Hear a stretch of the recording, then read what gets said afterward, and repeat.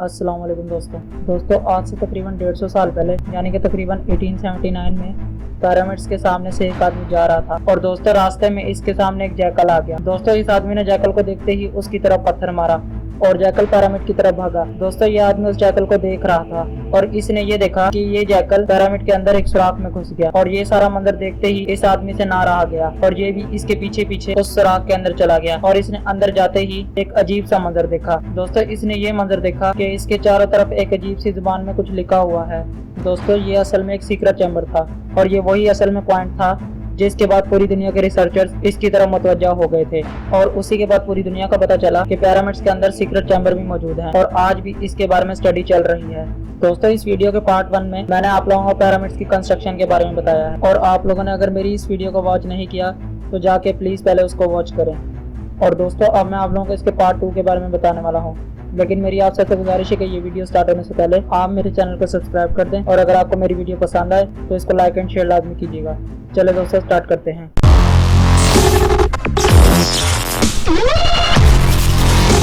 दोस्तों the great pyramid of Giza के अंदर जब रिसर्चर्स ने किंग चैम्बर के अंदर एक 1 पीस ग्रेनाइट देखा तो वो लोग बहुत ज्यादा शॉक हो गए कि ये इतना बड़ा ग्रेनाइट का पीस इतने से सुराख के जरिए अंदर किस तरह लाया गया। और दोस्तों आखिर इतने बड़े पिरामिड्स को बनाने का मकसद क्या था और उस रोबोटिक कैमरा ने इस सुराख के अंदर जाकर आखिर ऐसा क्या देखा। चलो दोस्तों फिर इसके बारे में जानते हैं। Challenge number 7।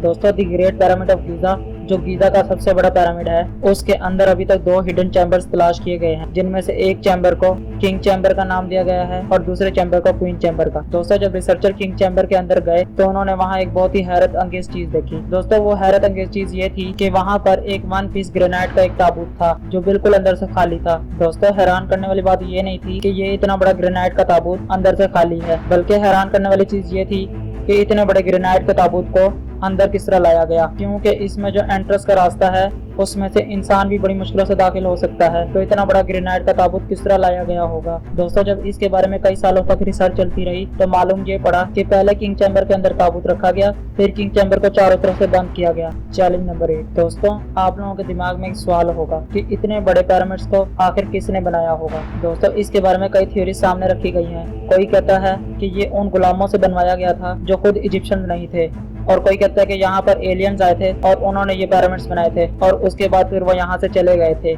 लेकिन दोस्तों कई सालों की रिसर्च के बाद जब एक्सपर्ट्स को कुछ एविडेंस मिले तो उन एविडेंस ने इन दोनों थ्योरीज को रिजेक्ट कर दिया। दोस्तों जब एक्सपर्ट्स ने वहाँ से मिलने वाले वर्कर्स की हड्डियों और स्केलेटन्स का मुआयना किया तो उनको पता चला कि वहाँ पर कुछ वर्कर्स की हड्डियां भी जुड़ी हुई थी और कुछ की सर्जरी भी हो चुकी थी। और इस बात से हमें ये पता चलता है कि वहाँ पर जो वर्कर्स काम कर रहे थे उनका मेडिकल ट्रीटमेंट भी होता रहता था और पुराने जमाने में लोग गुलामों के ऊपर इतनी टेंशन नहीं देते थे। Challenge number 9। दोस्तों आखिर इतने बड़े पिरामिड्स को बनाने में कितने मजदूरों की जरूरत पड़ी होगी, क्योंकि दोस्तों आज के मॉडर्न दौर में हम लोग मशीनों का सहारा लेते हैं, लेकिन आज से 4500 साल पहले ना ही उनके पास मशीन थी और ना ही आज जैसी सहूलियात। तो आखिर दोस्तों आज से 4500 साल पहले आखिर कितने मजदूरों का सहारा लिया होगा। दोस्तों रिसर्च करने पे मालूम हुआ कि एक ही वक्त में तकरीबन 1 लाख मजदूरों की आर्मी काम किया करती थी। Challenge number 10। दोस्तों आखिर इतने बड़े पिरामिड्स को बनाने का मकसद क्या था, क्योंकि सिर्फ मम्मीज को दफनाने के लिए इतना काम नहीं किया जा सकता, तो फिर इतने बड़े पिरामिड्स को बनाने का मकसद क्या था। दोस्तों दुनिया भर के मुख्तलिफ इदारों से जब इसका पता लगाया गया तो मालूम ये पड़ा कि इतने बड़े पिरामिड्स को बनाने का सिर्फ एक ही मकसद था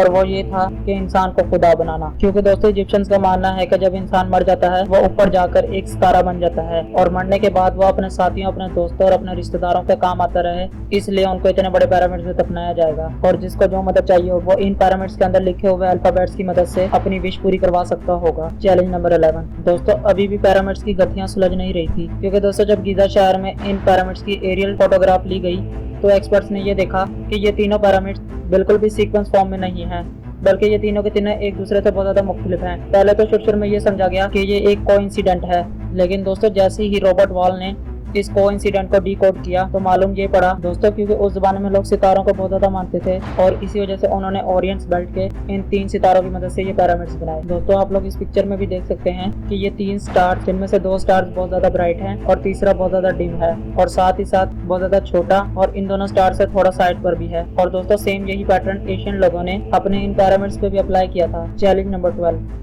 दोस्तों 1980s में पिरामिड्स पर एक खास किस्म की एक्सरेज फेंकी गई, जिससे मालूम पड़ा कि किंग्स चैम्बर और क्वीन चैम्बर के अलावा एक और सीक्रेट चैम्बर भी मौजूद है जो पिरामिड के टॉप पर है। दोस्तों डॉक्टर जाही हवास का मानना था कि इन दोनों चैम्बर के अलावा जो तीसरा हिडन चैम्बर है उसी के अंदर पिरामिड्स के राज मौजूद हैं। और दोस्तों इस हिडन चैम्बर के अंदर जाने का सिर्फ एक ही रास्ता था। और दोस्तों इस हिडन चैम्बर तक जाने के लिए 1993 में एक रोबोटिक कैमरा तैयार किया गया, जिसको इस सुराख के अंदर भेजा गया। और दोस्तों जैसे ही रोबोटिक कैमरा इस सुराख के अंदर गया तो वो ठीक 200 फीट के बाद रुक गया, क्योंकि उसके सामने एक दीवार मौजूद थी जिसके ऊपर 2 कॉपर हैंडल्स भी लगे हुए थे। दोस्तों क्योंकि एक्सपर्ट्स को इसके आगे लाजमी देखना था, इसलिए उन्होंने मजीद 8 सालों के बाद इस रोबोटिक कैमरे के आगे ड्रिल मशीन लगाई।